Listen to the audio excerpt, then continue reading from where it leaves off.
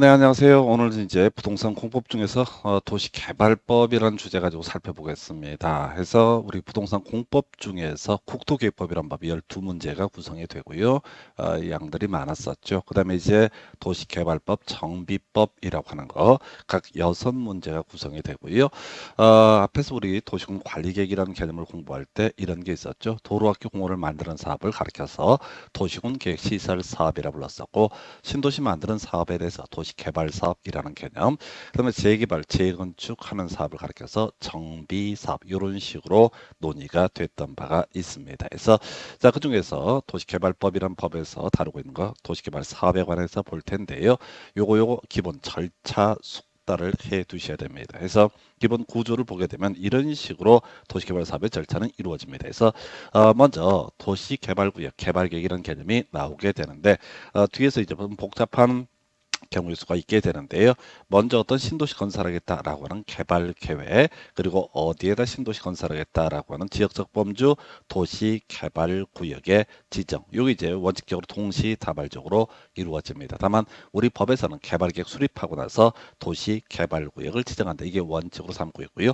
시골 같은 경우는 이제 투기 등을 막기 위해서 먼저 도시 개발 구역이라고 하는 것을 지정을 하고요. 그리고 나서 개발 계획을 수립하는 경우의 수도 존재할 수 있습니다. 그래서 제일 처음에 이제 조금 이제 어려울 수 있을 텐데, 원칙은요. 자, 어떤 인구 10만의 도시 분당에 건설하겠습니다. 그럼 이게 인구 10만이라는 개념을 개발 계획이라고 부르게 될 것이고요. 그리고 나서 자, 분당이라고 하는 것을 도시 개발 구역이라고 해석합니다. 또는 이제 시골 같은 경우 투기를 막기 위해서 먼저 구역 지정하고요. 차근차근 개발 계획을 수립하는 사례가 있다. 이게 이제 첫 번째 단계. 그래서 이 도시 개발 구역이라고 하는 것을 지정하는 사람을 우리는 지정권자라고 이렇게 얘기를 하게 됩니다. 그래서 이 지정권자는 기본적으로 시도지사, 대도시 시장이라고 하는 것이 하나의 경우 수고요. 예외적으로 국토교통부 장관, 물론 이제 시험에는 국토부 장관이 도시개발구역을 지정하는 사례, 요걸 갖고 출제 쟁점이 이루어지게 됩니다. 자, 하여튼 뭐 관련한 쟁점들 상당히 많아요. 자, 그래서 이 개발계획하고요, 도시개발구역 관련해서는 약 10개에서 12개 정도의 쟁점이 나오고요. 거기서 보통 한 문제가 구성이 되게 됩니다. 그래서 이제 공법이 어렵다라고 얘기를 하는 것이 다른 게 아니라 이게 양이 너무 많아. 어디서 나올지 알 수가 없어. 아니야, 우리가 알고 있는 것들은, 자, 지금 뭐 12개 중에서 한 문제가 나온다고 했을 때 12개 외우시면 됩니다. 그래서 그냥 막연하게 개수로 보면 힘들어지고요. 포인트를 잡아서 외우는 방법. 그래서 12개를 꼼꼼히 모든 경우수를 따지면서 외운다는 것은 현실적으로 불가능합니다. 그래서 하여튼 이렇게 이제 개발계획이라는 개념이 나오고 같이 세트로 도시개발구역이라는 개념이 나옵니다. 그 다음에 이제 어떤 신도시 건설하겠다는 구체적인 건설 계획을 가리켜서 실시계획의 작성 및 인가라고 표현을 씁니다. 그래서 이 실시계획이라는 표현은 우리 앞에서 공부했던 것처럼 도시군 계획시설 사업할 때도 실시계획의 작성 및 인가라는 개념이 있었고요.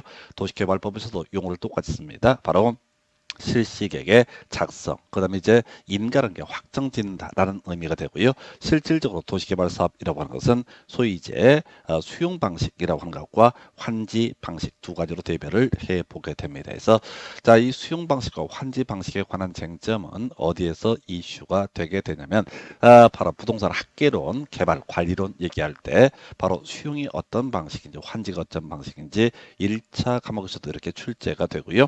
당연히 자, 어디에서 도시개발법이라는 2차 공법에서 주된 이슈가 되죠. 그래서 이게 수용으로 갈 건지 환지로 갈 건지 이런 내용들은 이 개발 계획이라고 하는 것에서 기본적으로 특정을 하게 됩니다. 그래서 자, 개발 계획 큰 틀의 그림을 먼저 잡고요. 그리고 나서 아주 디테일한 그림을 잡는 것을 실시 계획이라고 부르게 됩니다. 그래서 이렇게 기본 구조를 잡아 주시겠고요.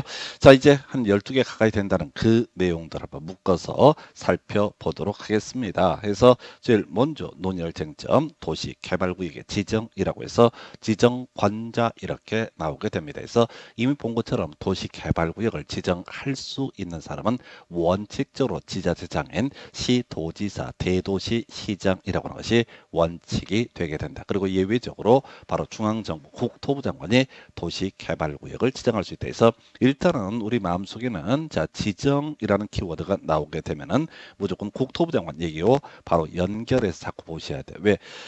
이 공법 양들이 많다 보니까요. 시험 지문 중에서 일반 수험생들이 공법 문제를 풀러갔을 때 생전 처음 보는 문제가 한 30% 된다고 보셔야 됩니다. 자, 그리고 나서 지금 이제 나머지 문제에 있어서도 전혀 못 알아먹을 얘기들이 겁나 많습니다.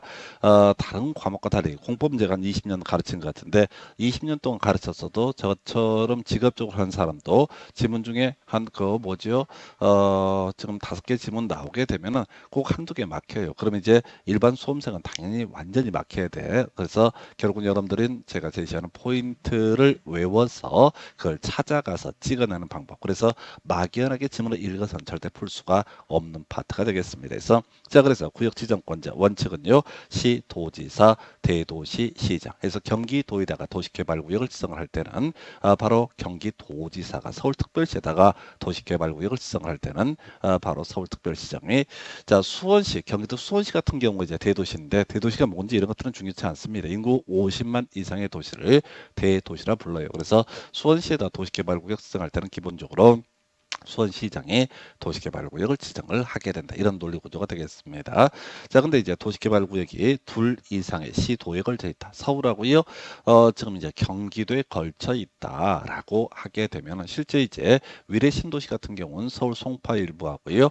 경기도 성남하고 경기도 하남 이런 것들 두 개 이상 시도에 걸쳐 있는 경우가 되겠습니다. 이때는 그들이 협의해서 도시개발구역을 지정할 자를 지정을 하게 되면 그 도시개발구역 지정권자 아마도 이제 그들 중에서 지정된 사람 시도지사가 구역을 정하게 되겠죠. 요건 이제 나와도다 사이드로 흘러가는 그런 지문이 되겠습니다. 자, 그럼 이제 출제 쟁점이 되는 거 바로 예외적으로 국토교통부 장관이 도시개발구역을 지정하는 사례가 이슈가 되게 됩니다. 그래서 첫 번째 암기하실 것은요. 요청이라는 키워드를 기억을 해 주셔야 됩니다. 그래서 이 도시개발구역 지정 자 바로 관계 중앙행정기관장이 따로 이 국토부 장관의 요청을 하게 되면 바로 국토부 장관이 도시개발구역을 지정할 수 있다. 문제 구성할 때는 산업통상자원부 장관이 요청하는 경우 이런 식의 국방부 장관이 요청하는 경우 이렇게 예시 지문으로 보통 구성이 되게 됩니다. 그래서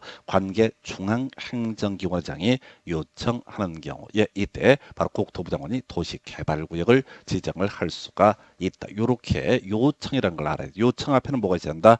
장관이라고 하는 거 이렇게 하나가 있습니다. 요거 하나 나왔었고요. 그다음에 또 하나 이슈가 되는 게 좀 길죠. 공공기관 정부 출연기관의장이 30만 제곱미터 이상으로 지정 제한을 하는 경우 이렇게 되어 있습니다. 그래서 자 그럼 이제 공공기관이 뭐냐? 요즘에 사회적으로 한참 이슈가 됐던 게 LH공사 원래 이름은요 한국토지주택공사라고 하는 것이 되게 됩니다. 그래서 LH공사와 같은 또 수자원공사, 한국농어촌공사, 관광공사, 철도공사, 고래를 얘기하는 거죠.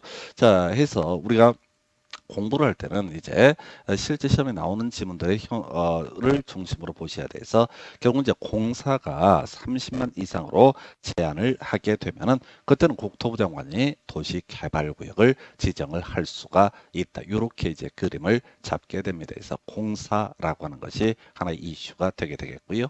그 다음에 이제 제한이라는 키워드 잡아내야 됩니다.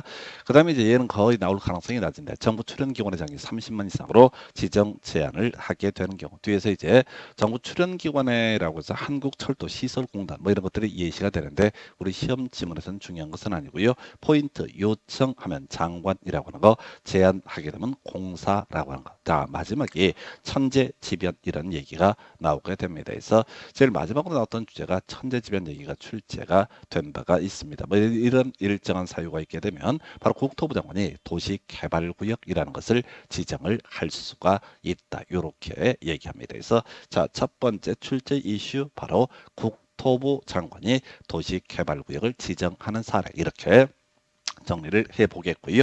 자, 그 다음에 이제 검토 드리게 될 주제가 이런 게 있네요. 그래서 자, 도시개발구역 관련해서요. 지정 규모 요것도 이제 한 3, 4년 주기로 출제가 되고 있죠. 그래서 자, 이게 이제 우리가 이 토지라고 하는 게 있으면 항상 뭐가 있다? 용도 지역이라는 개념이 있게 됩니다. 그래서 자, 도시 개발 구역을 지정을 함에 있어서도 자, 그 토지 용도적이 무엇이냐에 따라서 어떻다 달라지는 부분이 있습니다. 그리고 도시개발 사업이라고 하는 것은 그런 논리 구조야. 자, 그 섹터 안에서 그 구역 안에서 자, 주거도, 상업도, 공업도 어느 정도는 이제 뭐 중심축은 있겠지만 어느 정도는 커버가 돼야 된다. 이런 논리 구조입니다. 그래서 자, 도시개발구역 지정 규모, 용도적 가야 되죠. 그래서 우리가 용도적은 크게 도시 지역과 도시적 외 지역 또는 비도시적으로 구분하죠. 그래서 도시적은 주상 공록 등으로 대별을 해볼 수가 있었고요. 도시적 외 지역은 관리, 농림, 자연환경 보전 지역 이렇게 예시를 하게 됩니다. 자, 숫자 시험에 나왔었고요. 자, 도시 지역 중에서 지정 규모를 보게 되면 주거 지역 1만 이상, 상업 지역 1만 이상, 공업 지역 3만 이상, 자연 녹지, 생산 녹지 1만 이상. 녹지 중에서 보존 녹지는 도시개발구역 지정할 수 없는데 거기까지 분석할 필요는 없습니다. 그래서 자, 요거는 지금 원래 제가 교재 만들어낼 때는 주상공 113에 자연 녹지 1만 이상 이런 식으로 설명을 드렸는데 요건 이게 더 빠를 것 같아. 공업 지역만 3만 이상이고 나머지 모두 다 1만 이상이 됐을 때 이게 계획적 개발이 가능하다고 해서 바로 도시개발구역 지정할 수 있다라고 하는 거. 한편 도시지역 외지역 원칙은요. 자, 규모 10만 제곱미터 이상입니다. 근데 예외라고 해서 일정한 경우 30만 이상에서 요건 이제 시험에 내릴 수는 없습니다. 지금 제가 원칙과 예외 간단하게 설명을 드렸는데 이게 이제 이 부분을 설명하는 내용 자체가 어마무시하게 길어요. 그래서 그런 것들은 이슈가 되지 않는다라고 해서 자, 지금까지 문제 한 16년, 20년 사이에 쟁점을 삼았던 것은 일단은 주상공 113의 자연녹지, 생산녹지 1만 이상이라는 주제를 가지고 쟁점을 삼아냈고요. 그럼 너무 쉬운 게 아니냐라고 생각하실 수도 있을 겁니다. 맨날 내는 거 내는데 예, 그래도 전국에 2차 과목에서 거의 이제 떨어지면 공법에서 작살나는 케이스가 많습니다. 왜? 사람들이 이걸 다 외우려고 용을 쓰거든. 그리고 일반 수험서에는 원칙 예외 이런 경우에서 그 이해할 수도 없는 그 복잡하다는 얘기들 수험생들이 공부를 하십니다. 그래서 결국 여러분들이 제가 이제 시험 보면 아무래도 여러분보다 점수가 많이 나오겠죠. 그래서 많이 나오는 이유는 딱 한 가지예요. 반복해서 그렇습니다. 그래서 결국은 이제 공부를 해 가실 때 포인트를 정확히 알자. 공업지역 3만 이상, 나머지 잘 모르면 다 1만 이상 이렇게 치고 가는 지혜가 필요합니다. 그래서 자, 이렇게 해서 도시개발구역 지정 규모라고 하는 거 두 번째 포인트. 여기서 이제 파생되는 주제 좀 어려운데요. 자, 결합과 분할이라는 개념이 있게 됩니다. 그래서 이 도시개발구역의 결합이라고 하는 것은 각각 떨어져 있는 도시개발구역을 하나의 섹터로 묶어서 도시개발 사업을 하게 되는 것을 결합이라고 부를 테고 분할은 뭐 간단한 얘기죠. 다른 거 아니고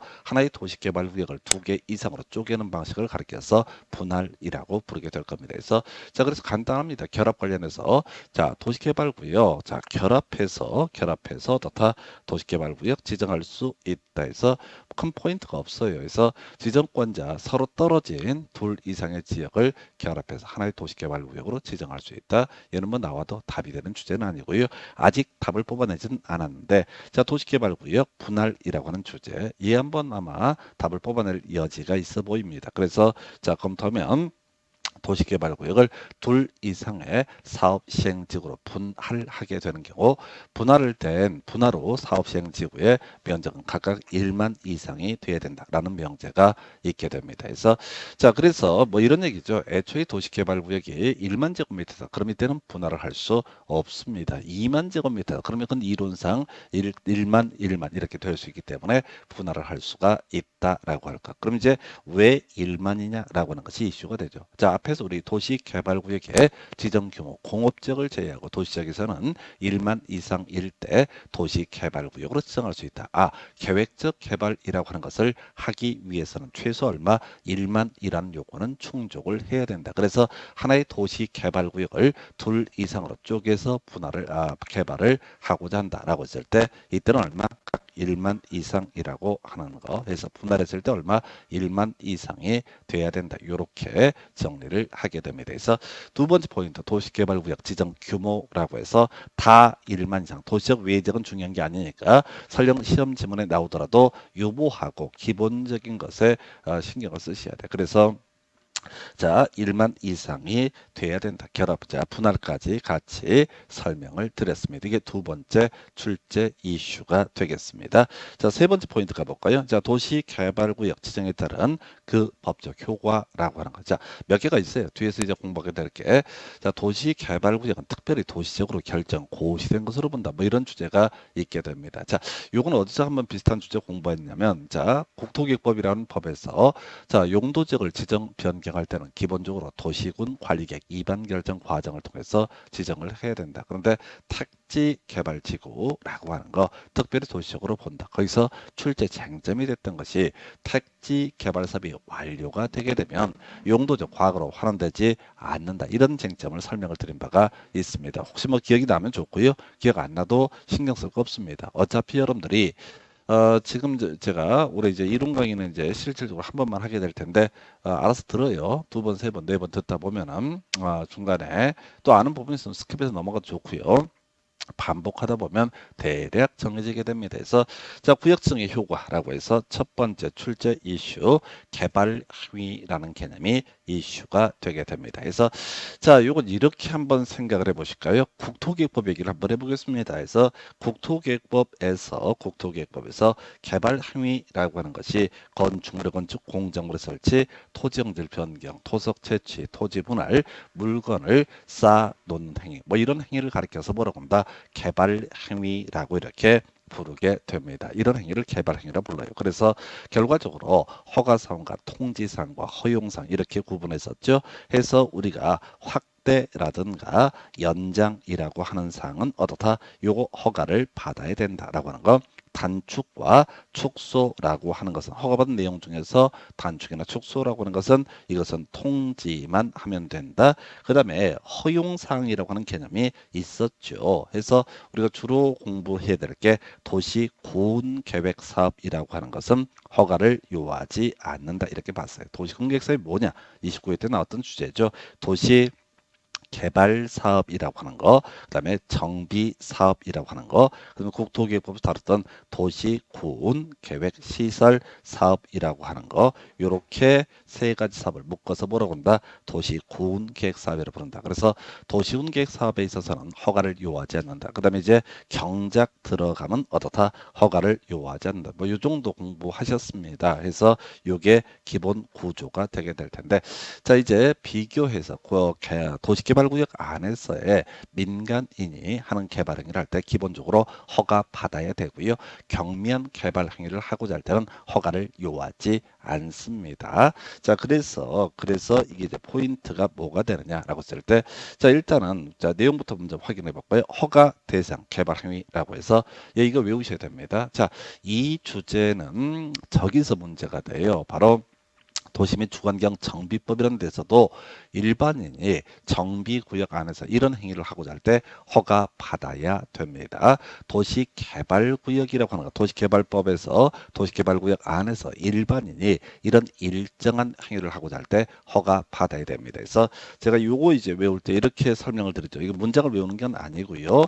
자, 갑자기 나에게 땅이 생긴다, 건물이 생긴다, 나무가 생긴다라고 하게 되면은 이제 1월 이상 적치까지 땅 생기고 건물 생기고 나무 생기고 1월 이상 적치하게 되는 쌓아두는 행위, 이런 행위는 어떻다?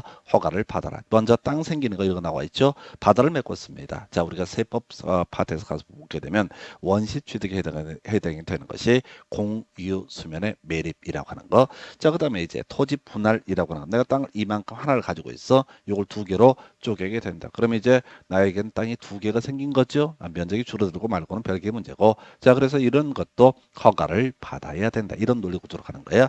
그 다음에 이제 세법에서 논의하는 원시 취득의 일종 중에 하나가 건축물 또는 가설 건축물의 건축이라고 하는 거. 건물 생겼죠? 예.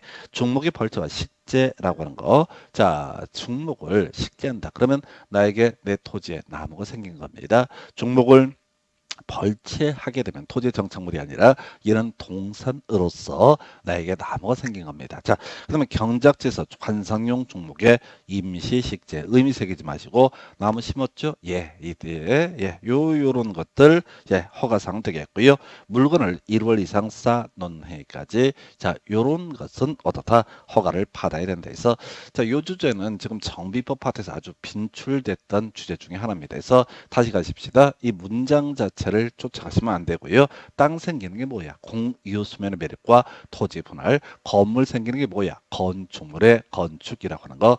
종목의 벌채와 식재, 경작지에서 관상용 종목의 임시 식재, 나무 심는 거죠. 그래서 이때도 허가를 받아야 된다. 그 다음에 이동이 용이하지 않냐 물건을 1월 이상 쌓아놓는 행위에서 요렇게 이런 행위는 어떻다 허가를 받아야 된다 해서 결국은 이 문장 자체를 외우는 거 그 다음 단계고요. 여러분들은 먼저 지금 땅 생기고 나무 생기고 건물 생기게 되면 어떻다 허가를 받아야 된다. 그럼 이제 허가사항에 대응해서 허용사항이라는 개념이 있거든요. 하지 마요. 힘드니까 하나만 똑바로 외우시는 겁니다. 지금까지 모든 문제, 자 지금까지 정비법에서 두 번, 세 번 해서 한 10년 동안 3번 정도 출제가 되게 되는데 자, 땅 생기고 자, 건물 생기고 나무 생기고 1월 이상 물건을 쌓아 놓는 행위 이것도 다 허가를 받아야 된다. 이런 식으로 뼈대를 잡게 됩니다. 지금 무슨 얘기하고 있어요? 도시개발구역 지정의 효과에 대해서 설명을 드리고 있습니다. 그래서 첫 번째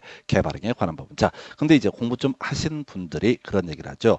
자, 도시군계획사업, 국토계획법에서 공부하기를 도시군계획사업이라고 하는 것은 허가를 요하지 않는다. 그런데 이렇게 분명히 아까 설명해 놓고 도시개발구역 안에서 자, 건축물의 건축, 공유수면 매립 뭐 이런 것들은 또 허가를 받아야 된다라고 돼 있어요. 자, 이건 어떤 얘기냐면 도시개발사업의 시행자가 건축물의 건축 등을 한다. 이때는 이건 도시군계획사업의 일종이기 때문에 허가를 요하지 않습니다. 그럼 이제 개인이 도시개발사업 시행자가 아니라 일반 개인이 건축물의 건축을 하고 토지용질 변경, 토속 채취, 다시 건축물의 건축, 공유수면 매립, 토지 분할, 종목의 벌채 식재, 그 다음에 경작지에서 관상용 종목의 임시 식재, 물건을 1월 이상 쌓아놓는 행위, 이런 행위는 개인이기 때문에 어떻다 허가를 받아야 된다. 그래서 요건 정비법에서 워낙 빈출이 되기 때문에 이 출제하는 패턴들을 분석을 하면 그렇습니다. 정비법에서 한참 나왔던 주제를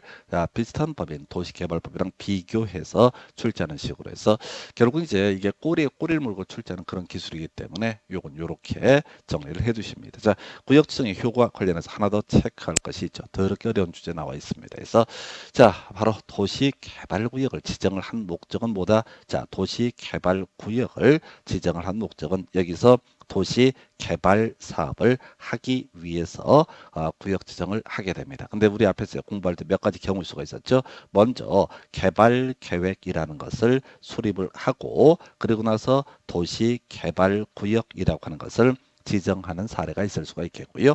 시골 같은 경우 뒤에 따로 공부하십니다. 도시개발구역을 먼저 지정을 하고 그 다음에 개발계획이라고 하는 것을 수립하는 사례가 있을 수도 있습니다. 그래서 뭐 어느 쪽이 됐든 간에 이렇게 경우의 수가 있을 거예요. 그래서 자, 이게 이제 마지막 단계에서 사업이 다 완료가 되게 되면 자, 이때 자, 사업이 완료가 되는 것도 하나의 축이 될 수가 있다. 자, 그런데 도시개발구역을 지정을 해놓고 중간에 나가리가 되는 경우가 몇 가지 경우일 수가 있습니다. 작년에 이제 숫자 가지고 대해서 정말 수험생들 풀기 어려웠던 찍는 걸 제외하고는 풀기 어려웠던 그런 문제 패턴이 될 텐데 자, 따로 이 지정권자가 도시개발구역을 해제하지 않더라도 사업이 다 완료가 돼버린 경우 또는 이제 중간에 먼저 문제가 생기면은 그럼 도시개발구역 지정 해제된 것으로 본다라는 개념을 해제, 의제 라는 표현을 쓰게 됩니다. 나중에 실기계 인가 파트에서도 본다라는 표현 대신에 의제라는 용어를 쓸 수가 있습니다. 그래서 자, 이제 가서 보게 되면 엄청나죠. 지금 제가 설명을 드리긴 할 텐데 이거는 사실 자 출제위원들이 우리 수험생 틀리라고 죽으라고 내는 문제였습니다. 어찌됐든 우리 쉬운 것부터 가겠습니다.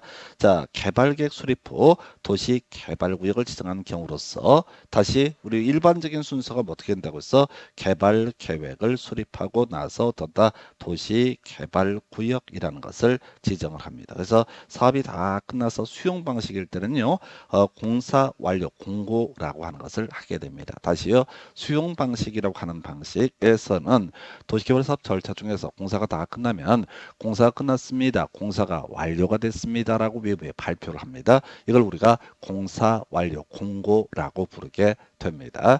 환지 방식이라고 하는 것은요. 자, 어떤 표현을 쓰냐면 환지처분 공고일에 다음날 자, 환지처분 공고라는 표현을 쓰게 됩니다. 그래서 이 환지처분 공고는 공고 발표한다는 얘기고요. 땅 나눠 드리겠습니다라고 외부에 발표하는 것을 환지처분 공고. 그래서 앞쪽 얘기는 설명상 제가 써놓은 것이고요. 실질적으로 법조문에서는 공사 완료 공고 또는 환지처분 공고라는 게 있으면 더 이상 도시개발 사업이 다 끝났으니까 도시개발구역으로 묶을 것이 아니다라는 의미. 그래서 자동으로 해제가 된 것으로 본다. 이런 식으로 가게 돼요. 자, 옛날에는 이 문제를 가지고 한참 출제가 되다가 31회 때 이제 드디어 말도 못하게 어려운 주제가 나오게 됩니다. 자, 그래서 요걸 이제 꼼꼼하게 가시는 느낌보다는 뉘앙스. 자, 이 문제는 보시다시피 문제 구성 자체가 뭐냐면은 특징이 뭐냐면은 겁나 길어. 그래서 이걸 1번, 2번, 3번 이렇게 지문을 구성할 수는 없습니다. 이 부분에 있어서는 지문 구성을 할 때 어떻게 이걸 정리하면 괄호 넣기로 출제를 합니다. 그래서 자, 볼까요? 개발계획 수립 후 구역을 지정한 경우라고 되어 있죠. 다시 우리가 도시개발사업의 진행 과정이라고 하는 것을 보게 되면 순서가 먼저 개발계획이라고 하는 것을 먼저 수립을 하고요. 그리고 나서 도시개발구역이라고 하는 것을 지정을 하게 되는 게 일반적인 모습이라고 설명을 드렸습니다. 자, 그래서 이 구역 지정 고시로부터 구체적인 건설 계획인 실시계획이라고 하는 것이 인가 신청이 없게 되면 이 3년 내 실시계획 인가 신청이 없으면 이 3년이 된 날에 다음 날 도시개발구역은 해제가 된 것으로 본다. 이렇게 정리를 하게 됩니다. 그래서 앞에서 이런 얘기 했었잖아요. 자, 전체 그림 개발 계획 수립하고요. 여기에 이제 구역 지정 같이 묶여 있다고 그랬어. 그리고 나서 구체적인 건설 계획을 실시 계획의 작성 및 인가. 그래서 자, 개발 계획 수립 고시가 되고 나서 3년 이내에 이 사업 시행자가 실시계획 인가 시정을 해야 됩니다. 구체적인 건설 플랜을 가지고 와야 됩니다. 근데 3년이 지나도록 실시계획 인가 시정을 하지 않았다라고 하면은 이거 다 나가래가 된 걸로 본다. 그래서 이때는 그냥 자동으로 도시개발구역은 해제가 된 것으로 본다. 좀 어려운 얘기였었죠. 그리고 오히려 지금 다른 파트에서 출제가 됐기 때문에 지금도 중요한 것은 공사 완료 공고, 환지처분 공고 있으면 공사 완료 공고일의 다음날, 환지처분 공고일의 다음날 더 이상 도시개발 사업을 할 것이 아니기 때문에 해제가 된 것으로 본다라고 할 것. 자, 그다음에 이제 4번, 5번 이게 이제 작년 시험 문제 겁나 긴 거 가지고 출제가 됐었죠. 그래서 자, 경우의 수가 지금 이제 2년, 3년, 5년 이런 게 나와 있어. 나중에 5년 얘기는 그 도시 개발구역 규모가 대규모 100만 평입니다. 330만 이상이 되면 5년이 된 날에 다음 날 이렇게 돼 있는데 요건 이제 순서를 좀 바꿔서 봐야 되죠. 앞에서 우리가 일반적으로 개발계획 수립하고 구역 지정하는 사례가 있었고요. 시골 같은 경우는 먼저 뭘 한다? 도시개발구역이라고 하는 것을 지정을 하고요. 그리고 나서 뭘 한다? 개발 계획이라고 하는 것을 수립을 하는 이런 구조로 되어 있습니다. 그래서 땅 투기 이런 걸 막기 위해서 먼저 구역 지정하게 되면요. 앞에서 건축물의 건축, 자 그다음에 토지 영질, 그다음에 공유수면비리, 토지 분할, 경작지에서 관상용 종목의 임시식재, 종목의 벌처식재, 그리고 또 뭐가 있었지? 1월 이상 물건을 쌓는 행위는 금지가 되고 허가를 받아야 됩니다. 그래서 결국 이제 그런 것들이 뒤에서 또 관련한 부분 할 때 말씀드리겠지만 요즘에 이제 이제 LH공사, 그 광명, 부천 인근 지역에 신도시 발표할 때 그 사람들이 보상금을 노리고 나무를 많이 심었다 해서 뭐 비난들을 많이 받고 이런 사례가 있었는데 그런 것들 미리 허가를 받지 않으면은 할 수 없게 만들어 두는 그런 개념이 있습니다. 그래서 자 일단은 먼저 구역 지정하고 나서 개발 계획을 수립을 한다라고 했을 때 자 구역이 지정 고시된 날로부터 2년이 된 날까지 개발 계획을 수립 고시해야 되고요. 그렇지 아니할 경우 바로 그 2년이 된 날에 다음 날에 도시개발구역은 해제가 된 것으로 본다 해서 2년이라는 개념이 나오게 되네요. 하나만 더 가볼까요?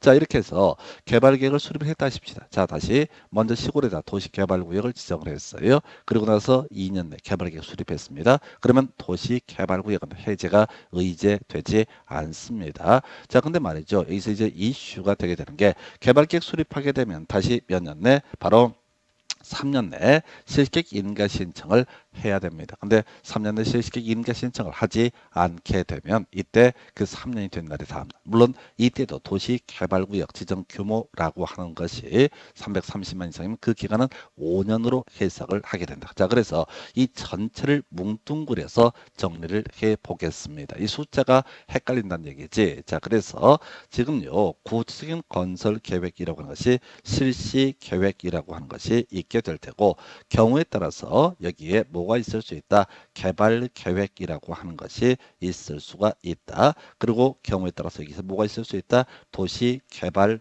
구역의 지정. 이게 이제 시골을 갖고 예시를 하게 되는 겁니다. 그럼 이제 실시계획 작성에서 인가 신청은 앞에 자세한 내용 볼 거 없이요. 무조건 3년 이내에 뭘 해야 된다? 실시계획 인가 신청을 해야 된다. 그래서 첫 번째 항목하고요. 다섯 번째 항목을 보게 되면 실시계획 인가 신청이라고 하는 3년 내에 없게 되면 그 3년이 된 날에 다음 날 도시개발구역은 해제가 된 것으로 본다. 그리고 이제 이 구역 지정을 먼저 했다고 하고 개발계획 수립한다고 한다면 이게 또 얼마 2년 내에 어떻다 개발 계획이 수립 고시가 돼야 된다. 그래서 자 지금 엄밀히 따지면 아까 첫 번째 케이스는 구역 지정한 날로부터 3년 이렇게 가는데 그렇게 가지 마시고 자 개발 계획은 몇 년에 수립해야 된다? 2년 내. 한편 실시 계획은 몇 년에 수립해야 된다? 3년 내. 물론 도시 개발 구역 규모가 330만 이상이 되게 되면 이때는 5년 이렇게 가게 됩니다. 그래서 다시 갑시다.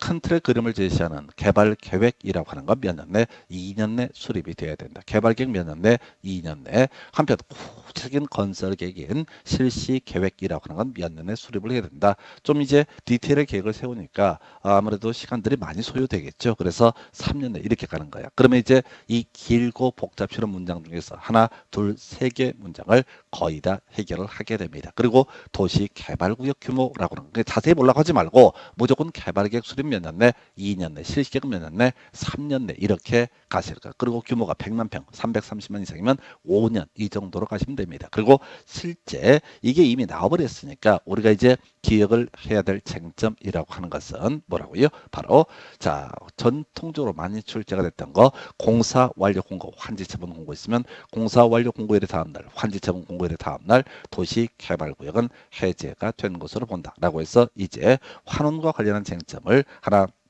설명을 드리도록 하겠습니다. 자, 이 파트에서 사실은요, 27회 때인가 마지막 나왔던 것 같은데, 원래 중요한 쟁점으로 삼았던 것은 바로 해제 의제에서 파생되는 주제에서 바로 용도적 등의 환원이라는 쟁점을 출제 쟁점으로 삼았습니다. 자, 과정 설명드리겠습니다. 자, 원칙적으로 도시개발구역이라고 하는 것이 지정되면 여기는 용도지역, 개발 가능한 토지인 도시지역으로 결정 고시되는 것으로 보게 됩니다. 자, 그런데 우리 앞에서 해제 의제 사유가 5개가 있었는데 하여튼 어떤 이유가 있어서 도시개발구역이 해제가 된 것으로 본다라고 한다면 이 도시개발구역 지정에 따라서 발생했던 법적 효과 즉 용도지역을 도시적으로 본다라고 하는 것은 당연히 어떻다 과거의 용도지역은 환원되게 된다라는 개념과 연계가 되게 됩니다. 다시 갑시다. 어떤 지역이 도시개발구역이 지정이 되게 되면 이에 따라서 그 지역은 도시군관리계획 이반 결정 과정 없이 특별히 어떻다 도시적으로 결정 고시 된 것으로서 바로 도시개발사업 사업을 개발 행위를 할 수가 있다. 우리가 이제 국토개혁 공부하실 때 용도적이 도시적이면 어떻다 개발할 수 있다. 이런 식으로 논리를 설명을 드렸거든요. 자, 그런데 어떤 이유로 인해서 도시개발구역이 나가리가 되게 되면 자, 도시개발구역 지정에 따라 발생했던 용도적 변경이라고 하는 것은 원상복귀, 이걸 우리 법에서는 환원이라는 표현을 쓰게 됩니다. 그래서 당연히 어떻다 환원되게 된다. 자, 그런데 이런 경우 있다고 했어요. 도시개발구역이 지정이 되고 나서 수용 방식일 때 공사 완료 공고, 환지 방식일 때 환지 처분 공고 있게 되면 그 다음 날 더 이상 이 여기는 도시개발 사업이 다 끝났다는 얘기이기 때문에 그 다음 날 어떻다 도시개발구역은 바로 해제가 된 것으로 본다라는 명제가 있었지요. 자, 그럼 이제 이렇게 가는 거야. 어떤 지역입니다. 도시개발구역을 지정했습니다. 자, 그러면 이제 이에 따라서 용도지역, 특별히 물어본다. 용도지역은 도시지역으로 결정 고시된 것으로 보게 됩니다. 도시적 의제가 돼요. 자, 그런데 구역 지정이 되고 신도시 개발 사업이 완료가 됐습니다. 그럼 더 이상 개발할 게 아니기 때문에 이때는 도시개발구역 해제가 된 것으로 의제하게 됩니다. 그렇다고 해서 과거로 용도지역을 환원시킬 필요는 없다라고 해서 결국은 이 명제에서는 지금 제가 길게 설명을 드렸는데 결국은 기억해야 될 주제가 한 가지야. 바로 공사 완료 공고, 환지처분 공고에 따라서 도시개발구역 지정의 해제가 의제가 된 경우 용도지역 등은 어떻다 환원된 것으로 보지 아니한다라는 법조문이 있습니다. 그래서 어차피 신도시 만들었기 때문에 굳이 과거의 용도적으로 환원시킬 필요가 없다. 그래서 정리하면 이 해제 의제 등 관련해서 기존에 나왔던 거 개발계획이라고 하는 것은 몇 년 내 수립을 해야 된다? 2년 내 수립을 해야 된다. 실시계획이라고 하는 것은 기준 좀 잘 모르겠지만 기본적으로 얼마? 3년 내 수립을 해야 된다. 그리고 자, 규모가 330만 제곱미터 이상이 되면 자, 모르겠는데 5년 이렇게 요 정도가 해제 의제 사유 작년에 나왔던 문제 등을 응용을 한 거예요. 그래서 최소한 최근에 나왔던 문제들 제가 따로 이건 너무 외울 게 많아서 복잡하니까 때려치웁시다 이렇게 얘기하는 경우를 제외하고는 하는 데까지 해보셔야 돼. 왜? 이게 이미 나왔거든. 나왔는데 또 이제 지문 형태로 구성이 될 수가 있거든요. 자, 한편 그와는 별개 문제로 공사 완료 공고 또는 환지처분 공고라고 하는 것이 있게 되면 자, 그 다음날 도시개발구역은 더 이상 신도시 개발 사업을 할 것이 아니기 때문에 해제가 된 것으로 보게 될 테고요. 이때 용도지역 등은 어떻다 환원되지 아니한다. 그럼 시험 문제 구성할 때는 틀린 거 고르실 때 어떻게 구성을 하게 되더라. 이때는 어떤 식으로 구성을 한다고요? 바로 환원된다. 요딴 식으로 구성을 하게 됩니다. 환원된다 해서 틀린 것을 고르셔야 할 때 환원된다. 요렇게 치고 들어가요. 그래서 여기까지가 이제 도시개발구역 지정에 관한 쟁점. 다시 머릿속으로 정리합니다. 첫 번째, 국토부 장관이 도시개발구역을 지정할 수 있는 케이스. 장관 요청, 공사 제한이라고 하는 거. 이게 이슈. 그 외 천재지변. 두 번째, 도시개발구역 지정 규모 공업지역만 3만 이상이고 나머지는 다 얼마? 1만 이상이 돼야 된다. 물론 도시적 외적은 출제 포인트가 아니다. 한편 도시개발구역을 분할함에 있어서 각 최소한 얼마? 1만 이상이라는 요건을 충족을 해야 된다. 뭐 이런 것들이 주요 이슈가 될 수가 있겠고요. 예, 그리고 나서 이제 검토하게 될 게 바로 도시개발구역 지정에 따른 효과 등에서 개발 행위 허가를 받아야 되는 케이스, 건축물의 건축, 토지 분할, 경자매, 공유수문의 매리, 그다음에 경작지에서 관상용 종목의 임식재, 종목의 벌처와 식재, 예, 그리고 마지막 1월 이상 물건을 쌓는 행위, 이런 행위 등은 허가를 받아야 된다라고 봤었고, 마지막 쟁점이 도시개발구역 해제 의제라고 해서 자, 개발계획 2년을 수립하지 않거나 실시계획 3년 내 수립하지 않게 되면, 그리고 공사가 다 끝나서 공사 완료 공고 또는 환지처분 공고가 있게 되면 도시개발구역은 해제가 된 것으로 본다. 원칙적으로 도시개발구역 해제가 있는 것으로 보게 되면 용도적은 과거로 환원돼야 원칙인데 시험에 나오는 건 예외 파트. 공사 완료 공고, 환지처분 공고에 따라서 해제가 의제된 경우 이때는 용도적 등은 환원되지 않는다. 이렇게 정리를 합니다. 그래서 이 정도가 도시개발구역에 관한 주제고요. 잠시 갔다가 개발계획이라는 주제 살펴보도록 하겠습니다.